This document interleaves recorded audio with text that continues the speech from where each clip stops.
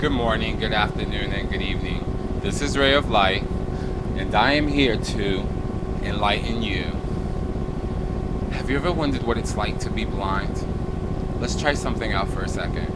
I want you to place your hands over your eyes and cover them, just for a few seconds. And all I want you to do is just listen to the sound of my voice.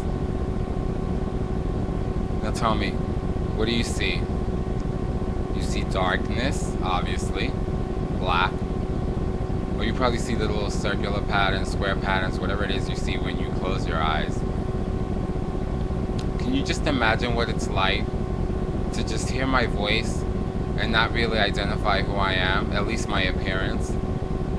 To know what a horse looks like, to know what a color is, to know what a shape is. Can you imagine that? Can you imagine just waking up and losing your vision after having been able to see for quite some time? I know what it's like. You see, 3 years ago, my mom, who's had diabetes for over 20 years now, developed a disease called diabetic retinopathy, which is a disease that can cause decreased vision and blindness. And it's slowly taken over her eyes. My mother's considered legally blind now.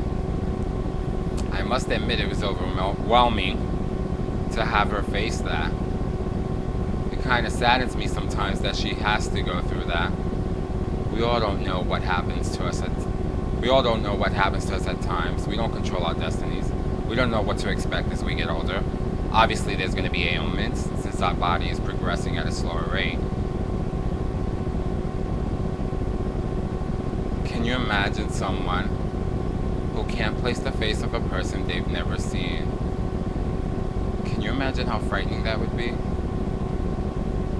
When was the last time you assisted the blind? We see them all the time. In the train, outside, the streets. Do you think just because they have a dog with them, or they're carrying a cane, that they know where they're going? Wrong. I'm sure after a while they learn. But I mean, how difficult do you think it is for them to get to where they're going?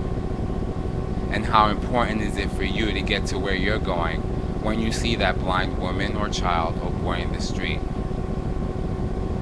Don't you think you would feel great and rewarded if you just kindly just went up to the person and asked them, may I assist you?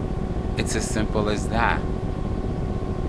I can't tell you how many times I've done it, not only because of my mother's blindness, but before she was actually blind, and how good it makes me feel inside. It's the greatest feeling.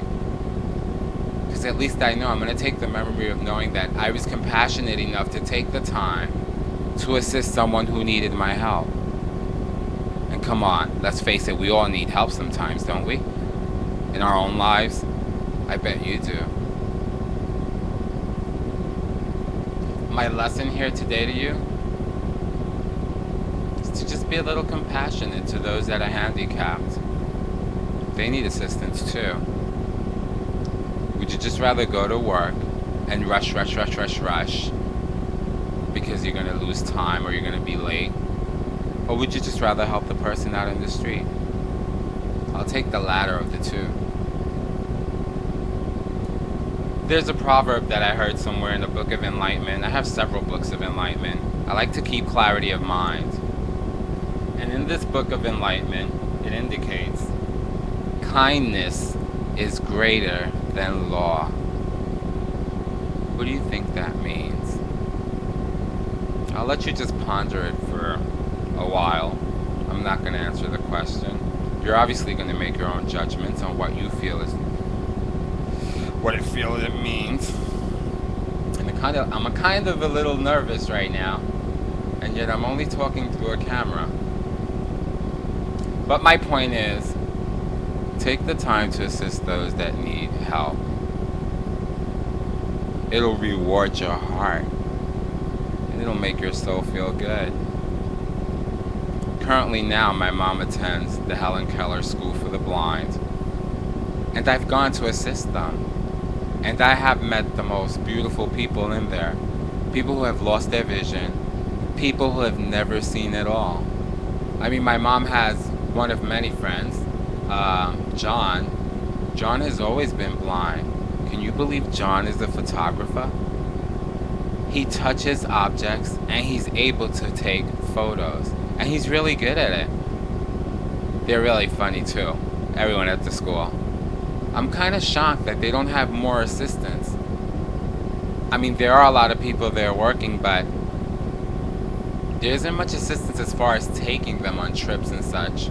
I've gone on trips with them to assist them. I've assisted four of them at one time with my mom, including my mom. And we went to Atlantic City, and we stopped to get something to eat, and this woman out of nowhere came to me and told me, "You are such a good soul." Can you imagine how I felt when she said that? It made me feel so good. I didn't need the recognition though, because I've always assisted those in it that are less fortunate than me. Well, not always, but sometimes. I've done my part, and I'm doing my part even more so now. Why don't you take the time to help that person in the street, be it elderly or blind or in a wheelchair?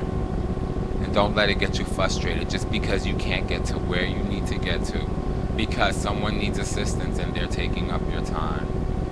Their time is just as important as ours is. And with that, I'm going to leave you for now. This is Ray of Light, and I am here to always enlighten you. Bye.